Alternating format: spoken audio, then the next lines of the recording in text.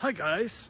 After a long hiatus, I wanted to welcome you back to another fun DIY refit video here aboard good old Sea Sprite.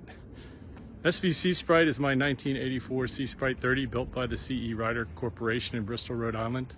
I've owned her since 2013 and it's time for her to get a full refit. Done a lot of things to her over the years, replaced standing rigging, new sails, a lot of little upgrades, but it's time to get down into the bones of this boat and make her new. So once more, come aboard with me as we prep the engine for removal.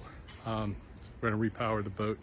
We need to get the engine out of there so that we can do a whole bunch of other work in the engine compartment, as well as under the cabin, or under the cockpit sole and in the locker. Finally get busy on the big refit for this great old boat. What I'm doing today is I'm going to prep the engine for removal from the boat. This is the old Universal M18, 14 horsepower diesel, built on a Kubota block. Great engine. It's always run well for us. Can't complain, but it's just a little anemic. Just quite can't push the boat at hull speed, and certainly if there's any current or chop, we slow down real quick. So we're going to replace it with a Beta 25 that I found. Really good deal, about 400 hours on the engine, got it for about $3,500. So fingers crossed that that goes in okay. Anyway, today I'm gonna remove the hoses, etc., get it ready to pull it out.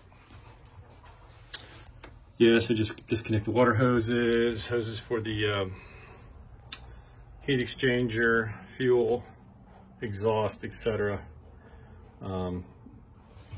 Should be ready to pop right out after that. I'm sure I'm forgetting something, but I'll figure it out as I go. All right, well, I think I've got everything disconnected that I can disconnect, except for the exhaust elbow, and I think that's beyond my skill level. The reason I say that is I think I would have to take off this heat exchanger. I think there's a bolt. There's a bolt here and there's a bolt there, and there's got to be something holding it on at the bottom. And there's no way to it with this heat exchanger in the way.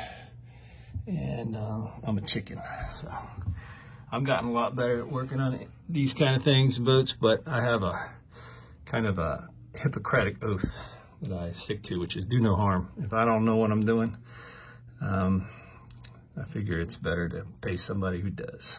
So yeah, I think we're ready to pull this bad boy out.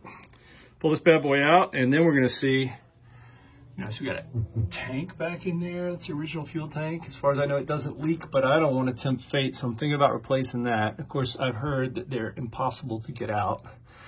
I see a couple of bulkhead tabs, or knees, I guess you'd call them there. They're holding it in. And I don't know.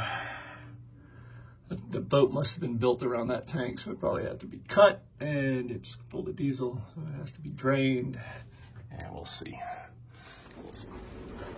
Yeah, so as part of the repower, we're going to do a few ancillary or adjacent tasks. We're going to upsize the water intake through hull, larger strainer, get it secured. This always just floated right here. Get it secured to the bulkhead probably. Thinking about putting in dual rate cores. I'll have to figure out where to put those. Probably over here. Probably won't need this fuel pump with the Beta, but we'll see.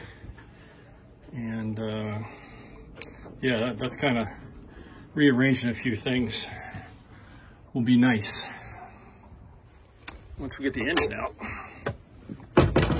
There's a few more things we take out, get out of the way. This expansion tank for the coolant will go, and that has always been quite in the way. We have the water heater, and that's worked well, but I'm sure it's rusting down there, so we're going to take that out as well and replace it. This old battery charger is going to go because it doesn't work. And then we have these bulkheads that basically give you access to, engine spaces, running gear, hoses, tanks. There's that tank I was talking about. Anyway, I think some of these are going to get, ones on the other side are a little bit, let's just say, corroded, a little bit rotten.